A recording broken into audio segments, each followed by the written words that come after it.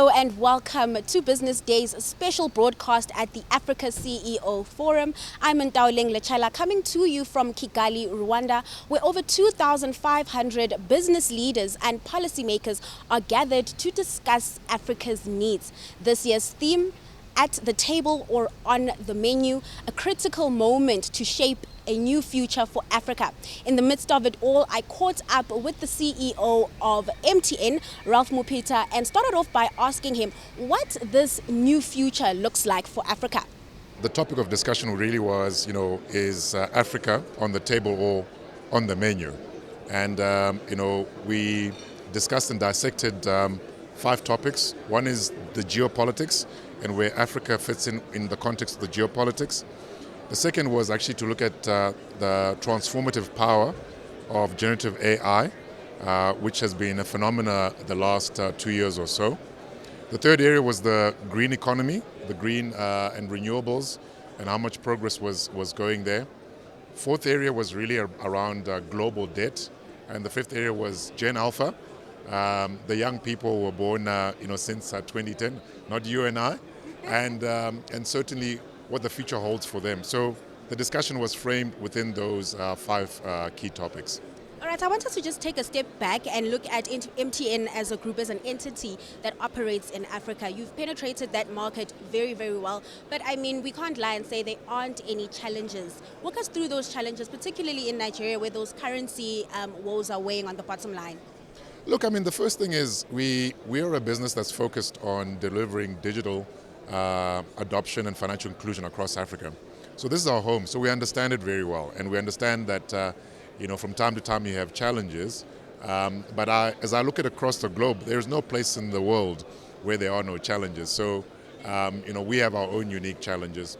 And I think the big issues we're facing across our markets more generally, and much of it occasioned by developments geopolitically and at the global macro level, is inflation is elevated, but in some markets it's beginning to come down.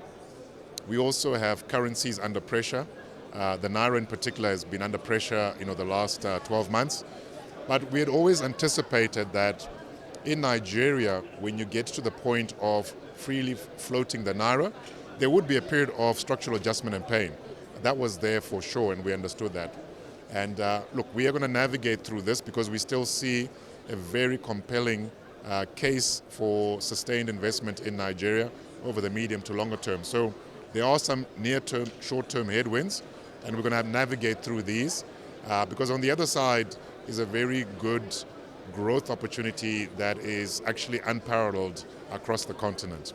So you're still sticking in Africa, not moving out. This is your home. Now I want to talk about MTN being Africa's largest telcos, and with that comes big responsibilities, right? So what is the company doing in terms of working to improve digitalization and inclusion and just bridging that gap where we don't have enough internet access within the continent? Yeah, I mean, I think one of the big things that's happened the last 4 to 5 years actually is that a lot has been done to provide so-called broadband access, i.e. even reaching the rural areas. So if you use 3G as a technology, actually, over 90% of people across our markets have some form of broadband. Now, higher quality, better broadband is 4G, 5G, and we'll get there. So the challenge isn't so much the coverage gap, it's the usage gap.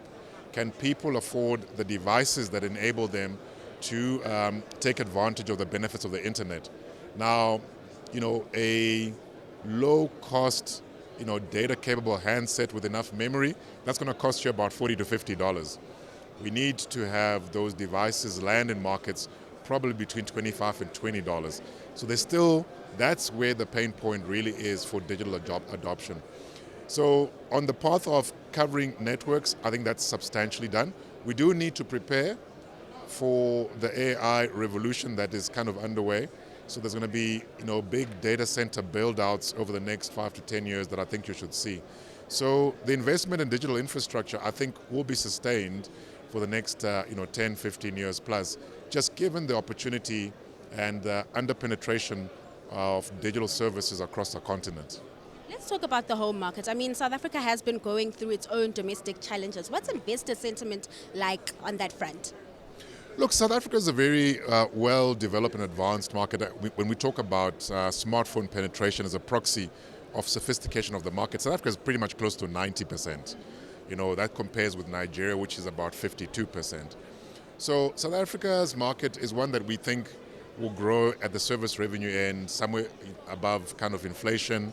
So getting 4 to 6% revenue growth in South Africa is something that we aspire for.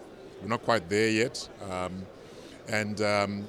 So the market is very well, developed.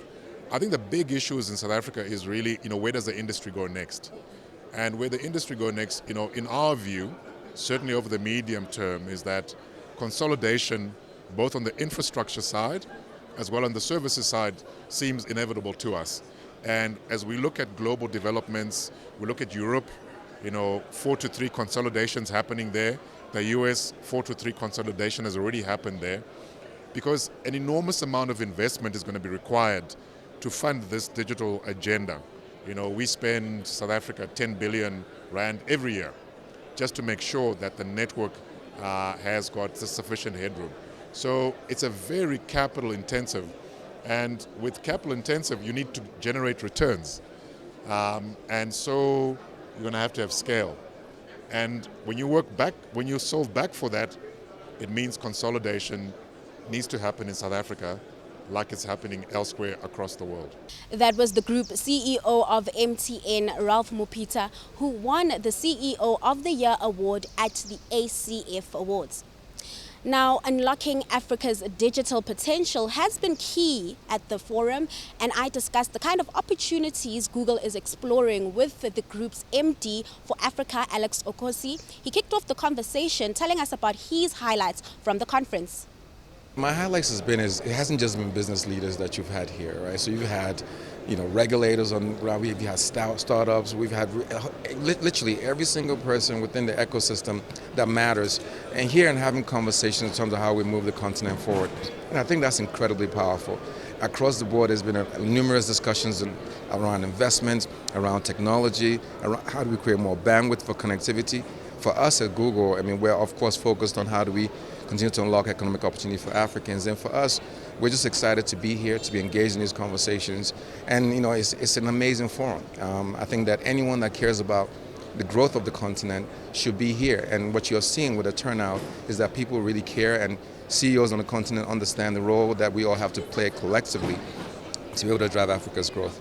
That brings me to my next question around collaboration, because this is a place where you are saying that it's not just business leaders, we have regulators, we have the public sector as well as startups. I want to touch on collaboration specifically between the private sector and the public sector. I've been having conversations with a number of business leaders here on the ground, and I think they speak with a similar voice, that there is progress, but there's more to be done. Where do you lie, or where does Google lie with that? Look, I think for us, we're excited about the collaboration that we're seeing from governments. And I think, yes, there's always going to be progress, there's always going to be improvement, but it's a two-way relationship, right, between public and private. And it's really important that we, first of all, understand the fundamental aspirations that everyone has. Government wants, of course, its citizens, its communities to be able to grow. Us as business, we want the same thing, because that's how we drive successful businesses. So the collaboration is happening. If you look at, for instance, at Google, our work is really very much bent on, we want to make sure that we do everything together with government so that we're able to actually really unlock the value across the board. So giving you examples, for instance, we have been working really hard to make sure that we bridge the digital divide. Part of doing that is, of course, connectivity. So we've invested in Equiano, which is our undersea cable. To be able to land Equiano across the 4 countries within Africa that it is collaboration with government in terms of how do we make sure that we frame it the right way. The other thing that's really critical for us is skilling. Again, to unleash this incredible potential that technology has and digital has, and more importantly now AI has, to be able to fast track Africa's growth, it's about making sure that we have skilled people on our continent that are going to be able to really leverage on the power of digital to move forward. So we do a lot of work with government to make sure that we provide sort of certificates. For instance, in South Africa, we do that. We sponsor certificates so that people, whether in the public sector or also in the private sector, that governments see as important in the value chain, are getting the trainings they need to really be able to engage with digital in the right way. So for us, that's really what's critical. And of course, working on the frameworks is also what's important. I get excited that at the AU level, we have the African Continental Free Trade Agreement, which is now in place. Digital trade is a core part of that. That's a really progressive place for all our heads of states to be aligned and understanding that being able to allow digital trade, or at least find a framework for doing so, is critical. Now, our role in the private sector is to work with government to make sure that the frameworks are enabling, and they're not going to, again, stunt the growth because people believe that they're trying to protect. But more importantly, it's important to mitigate the risk, but maximize the opportunity. And that's the role we have to play to really, really be collaborative in what we do. So then you would say that the policies and the frameworks are accommodating to the private sector and just poise the ground for even more investment. Look, there's work to be done to make sure that they are accommodating. I mean, I think we're still in the beginning phases of it. But what's exciting is that governments are open to understanding how to do it better. I think that you have more progressive governments, of course, that are putting frameworks in place. For instance, AI is such an incredible opportunity for our continent. When you look across the board, there's a white paper by Access Partnerships right now. They published a white paper that says across Nigeria, South Africa, Ghana, and Kenya, just over the next 3 years, it can unleash over $136 billion of economic value, what AI can do. Now, to be able to do that, it becomes really important that we have great AI frameworks, that governments understand the risk, and that we have a risk-based proportional frameworks that are not going to stop us from growing, but at the same time enable a lot of innovation in this space.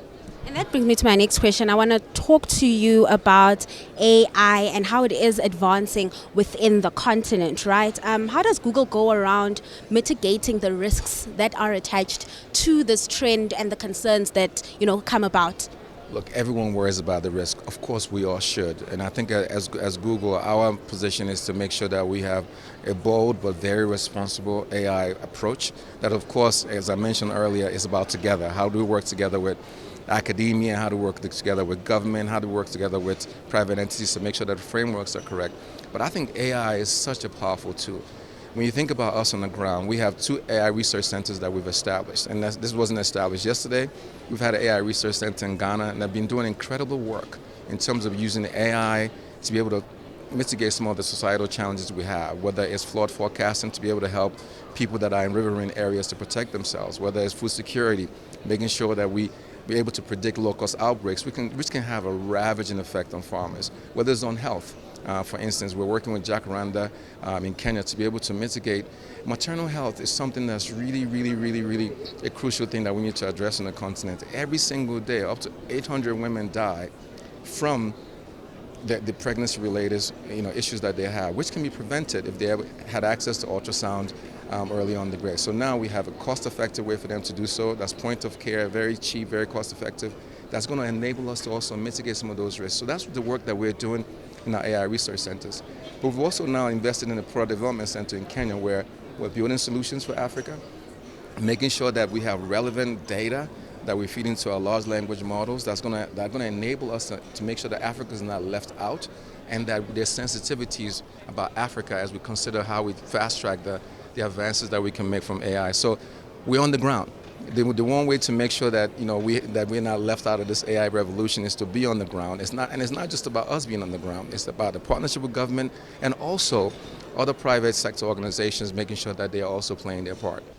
That was the MD for Africa at Google, Alex Okosi. After the break, we continue our in-depth discussions at the Africa CEO Forum in Kigali. Stay watching.